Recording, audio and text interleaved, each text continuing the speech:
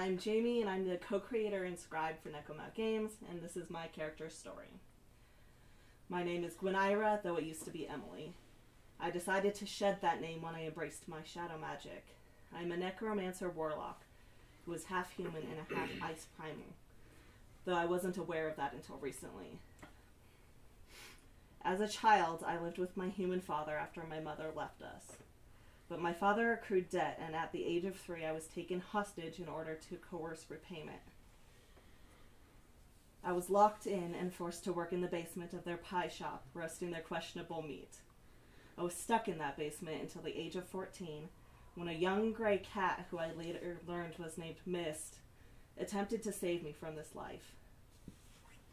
He failed. I never thought I'd see him again. As for me, they broke my legs again and again, rendering them worthless, and carried me from city to city, torturing me and selling my body to whoever wanted it.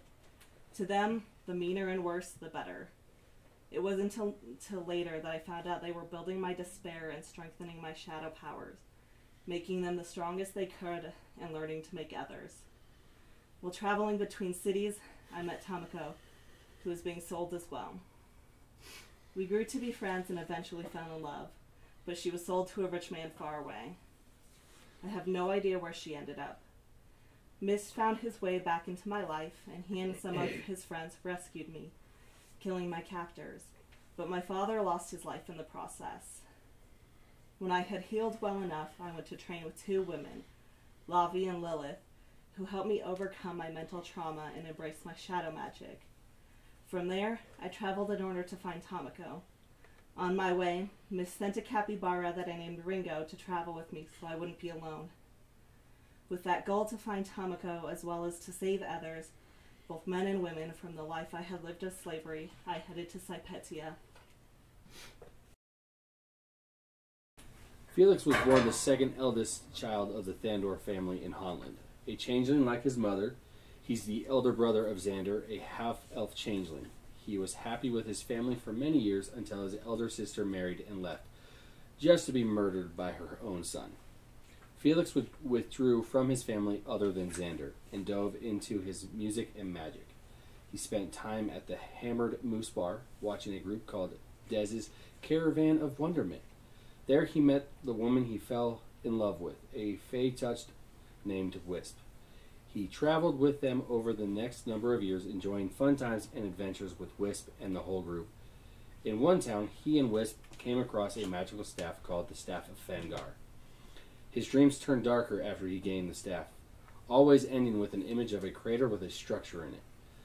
The group continued to travel from city to city until one trip to Yawato. A riot broke out in the street. Wisp opened a portal for the group to escape through, but before she and Felix could make it, she was struck by a bolt of magic. Felix tried to get her to safety, but he too was struck by magic in his arm.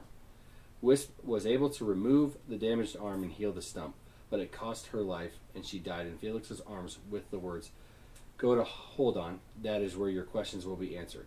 I love you."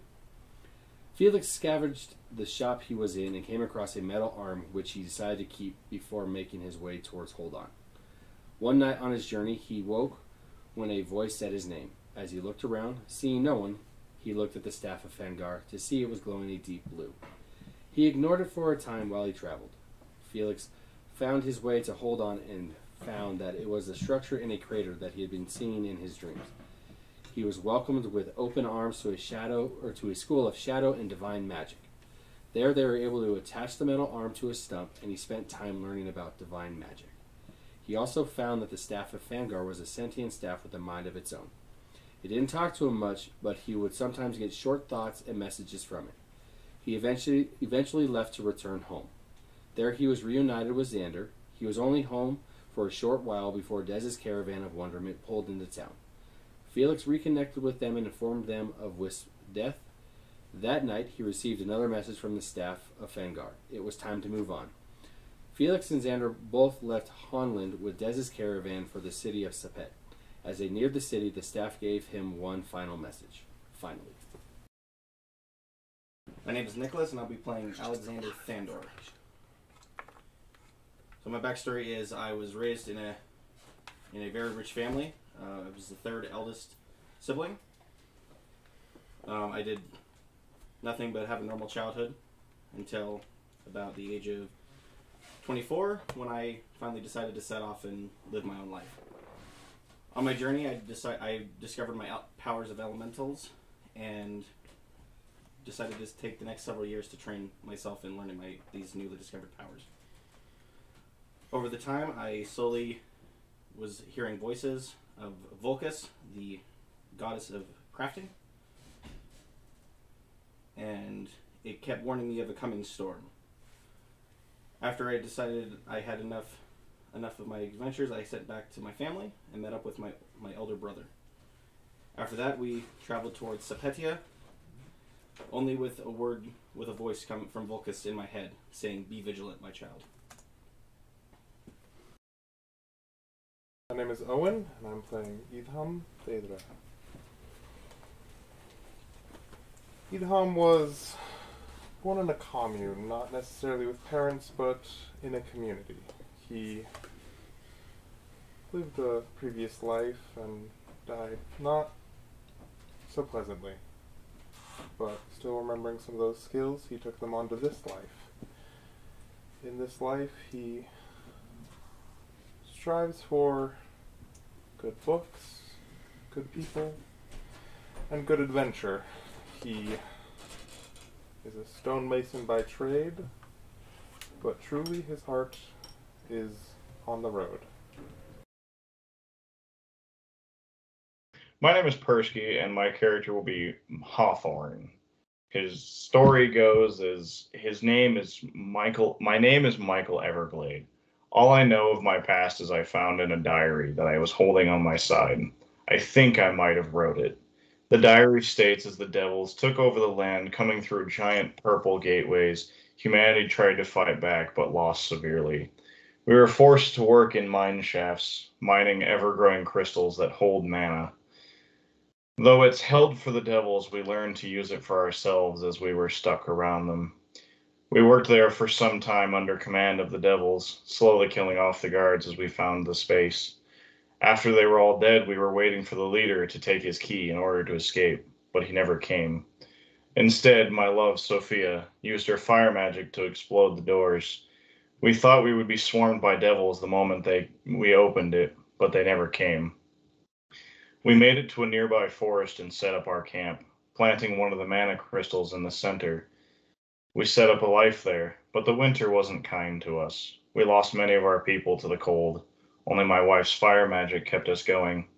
The devils hadn't shown themselves, and we waited. But as we waited, my power grew, a dark power that caused me great pain. The more I used it, the more pain it caused me. I found I could heal others with my pain and my blood. But as my power continued to grow, so did the pain. All I wanted was to use my magic to heal others, but the pain was all I could think of. And one day, it made me grow rather weak. One day, I found a white lotus. It had grown in the center of my hut, through the floorboards, and since I could no longer leave, being ailed, I decided to test this flower. When I stayed in its aura, I had energy and I had life.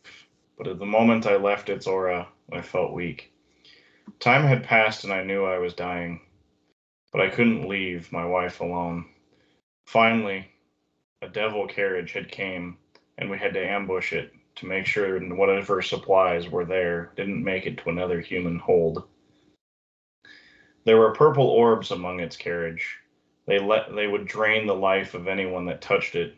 Unfortunately, we found this the hard way. More time had passed and we knew the end was coming.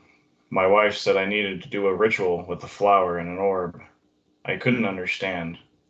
I assumed the ritual had happened, though I have no recollection of life before it or after. I am now Hawthorne, a tree with a flower as my heart, and I am now a spirit sworn. The orb had shattered and it's in pieces. I don't know where this Sophia is, but I know I need to find her. A sign was left that any survivor should head west, so now I follow it. There are no devils like Michael's diary suggested. Where'd they go? What happened? I need to find this Sophia for answers.